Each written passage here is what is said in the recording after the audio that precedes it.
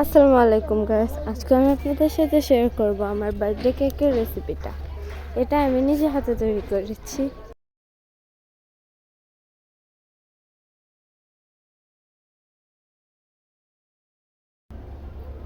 এইটাই আজকে আপনাদের সাথে শেয়ার করব।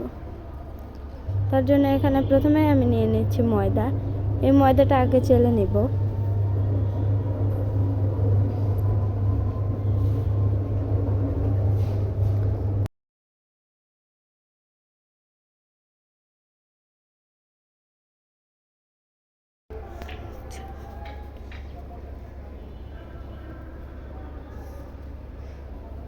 তারপরে নিয়ে নিয়েছি বেকিং পাউডার আর বেকিং সোডা।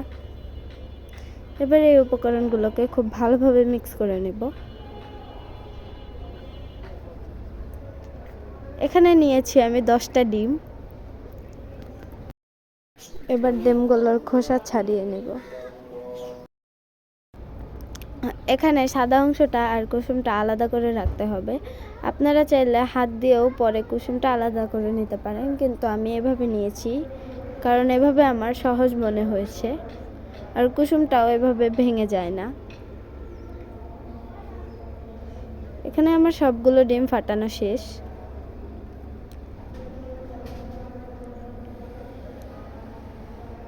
এবার আমি কুসুমগুলোতে একটু লবণ দিয়ে ভালোভাবে মিক্স করে নিচ্ছি।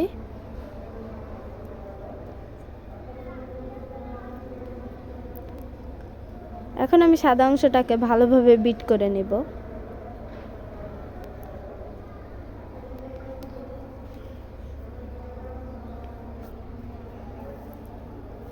সাদা অংশটা কিন্তু খুব জোরে বিট করা যাবে না।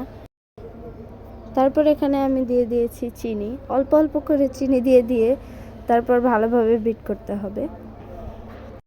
ব্যাটারটা দিয়ে আমি একটা ভ্যানিলা এবং একটা চকলেট কেক তৈরি করব। চকলেট কেকের রেসিপিটা খুব শীঘ্রই আমার চ্যানেলে আপলোড করে দেব। এখানে আমি চিনি দিয়ে ভালোভাবে ডিমের সাদা অংশটা বিট করে নিয়েছি।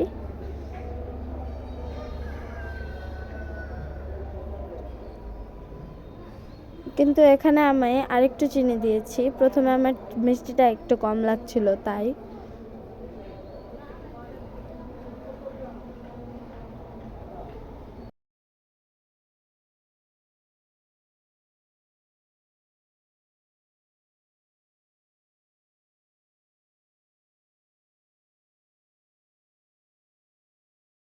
এখানে আমার বিট করা শেষ।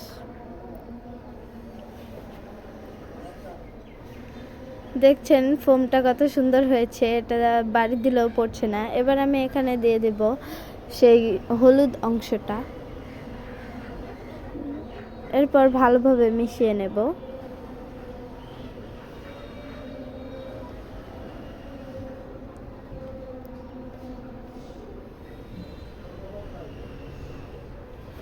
স্প্যাচুলার সাহায্যে চারপাশটা এক করে নিয়েছি।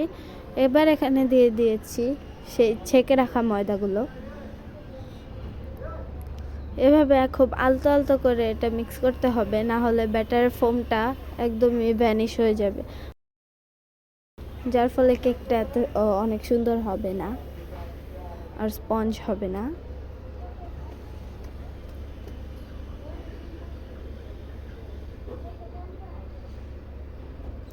এখানে আমি খুব ভালোভাবে মিক্স করে নিয়েছি।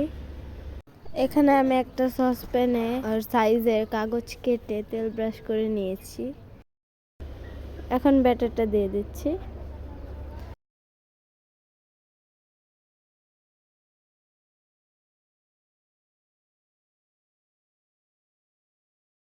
এভাবে আপনারা ড্যাব ড্যাব করে নেবেন, তাহলে সব বলগুলো গায়েব হয়ে যাবে।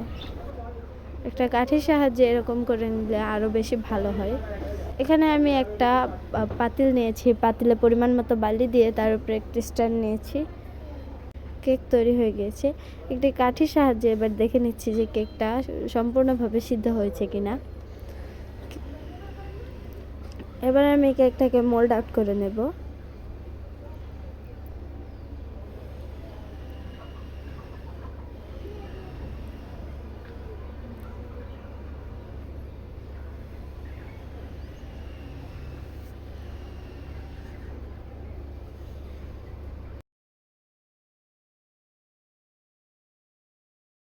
এখানে আমি একটা সাদা কাগজ নিয়েছি, এই কাগজের উপরে কেকটাকে দিয়ে দিচ্ছি। তারপরে এই কাগজটা তুলে নেব। আমার কেকটা অনেক গরম আছে, তাই কেকটা এখন আমি তুলে রেখে দেব এই পলিথিনটাতে। তাহলে যখন কেকটা ঠান্ডা হবে তখন এটা অনেক সফট আর ফ্লাফি হয়ে যাবে। এরপর আমি এখানে নিয়েছি বরফের উপরে এই বাটিটা দিয়ে দিয়েছি। এবার আমি দিয়ে দিচ্ছি হুইপ ক্রিম। এখানে আমার ক্রিমটা একটু বেশি জমাট বেঁধেছিল, তারপরে এখন এটা আমি বিট করে নেব।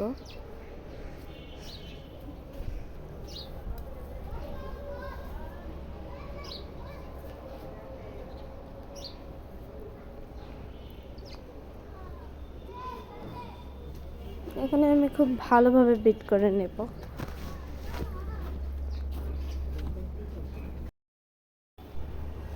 খুব ভালোভাবে বিট করে নিতে হবে। এখানে আমি বিটারটা অফ করে এবার ভ্যানিলা দিয়ে নেব। আমি এখানে লিকুইড ভ্যানিলাটা ইউজ করছি, আপনারা চাইলে পাউডার ভ্যানিলাও ইউজ করতে পারেন। তারপরে দিয়ে দিচ্ছি পরিমাণ মতো ভ্যানিলা এসেন্স। আমার ক্রিমের কনসিস্টেন্সিটা দেখেই আপনারা বুঝতে পারছেন যে ক্রিমটা কত সুন্দর ফোম হয়েছে।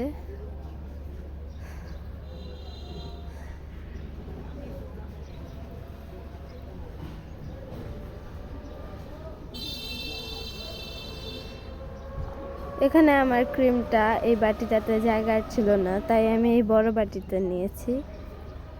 এবার এখানে সবগুলো ক্রিম দিয়ে দেব। এবার খুব ভালোভাবে বিট করে দেব।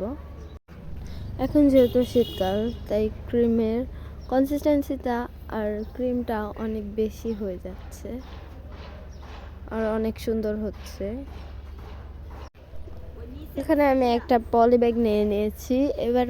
এটার উপরে আমি দিয়ে দিচ্ছি এই কাঠের টুকরাটা, ফ্রেমটা দিয়ে দিয়েছি। এবার এটার উপরে কেকটা দিয়ে দিব। আপনারা দেখতে পাচ্ছেন যে কেকটা কত সুন্দর হয়েছে। এবার আমি কেকটাকে পিস পিস করে কেটে নিয়েছি। এখানে আমি 3টা স্লাইস করে নিয়েছি। এবার এখানে আমি একটা বোর্ড নিয়েছি, এই বোর্ডের উপরে একটু ক্রিম দিয়ে দিয়েছি যাতে কেকটা এই বোর্ডটার সাথে আটকে থাকে। তারপরে প্রথম স্লাইসটা দিয়ে দিয়েছি। এবার এটার উপরে দিয়ে দিচ্ছি সুগার সিরাপ। এখানে আমি একটি পাইপিং ব্যাগের সাহায্যে কেকের উপরে ক্রিম দিয়ে দিচ্ছি, এতে করে ক্রিমটা খুব ভালোভাবে কেকের সাথে সেট হয়ে যায়। এরপর স্প্যাচুলার সাহায্যে পুরো ক্রিমটা চারপাশে ছড়িয়ে দিয়েছি। এবার এটার উপরে কেকের অন্য স্লাইসটা দিয়ে তার উপরেও ক্রিম দিয়ে দিচ্ছি। এবার সর্বশেষ স্লাইসটা দিয়ে নেব। এটার উপরেও সুগার সিরাপ দিয়ে দিয়েছি।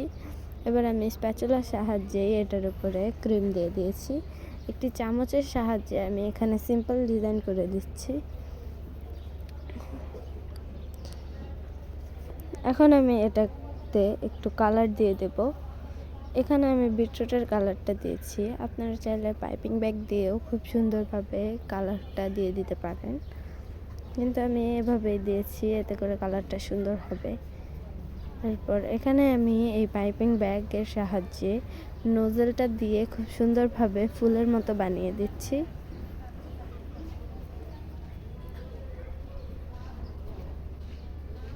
তারপর উপর থেকেও নিচের দিকে এইভাবে বানিয়ে দিচ্ছি।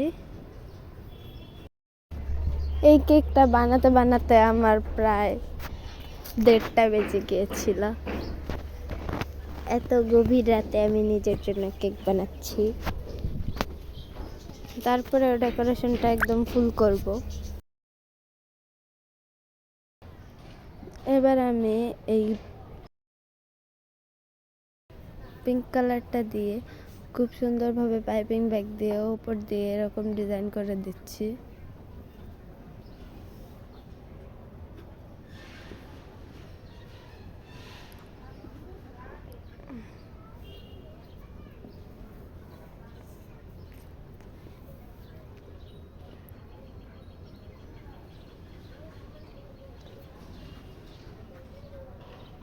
এখানে আমি কেকটাকে একটু সিম্পলের মধ্যে রাখার চেষ্টা করেছি, তাই এই ডিজাইন। এবার আমি এটার উপরে আরেকটু ডার্ক করে লাল কালারটা দিয়ে দিচ্ছি। আমি এখানে একটা চামচ ইউজ করছি। চামচটা দিয়ে দিলে খুব সুন্দরভাবে লেগে লেগে যায়। এখানে আমার কেকটা হয়ে গিয়েছে কমপ্লিট। এবার এটার উপরে একটা ফুল বানানোর চেষ্টা করছিলাম, কিন্তু হচ্ছিল না, কারণ আমার ক্রিমটা একটু গলে গিয়েছে।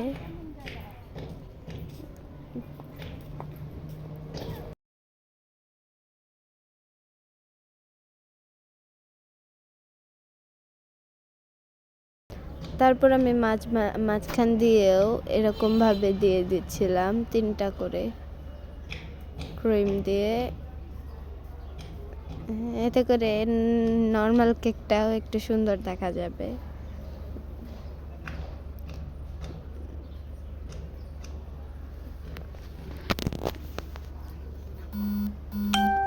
এখানে আমি আমার বার্থডে দিনে কেক কাটছিলাম,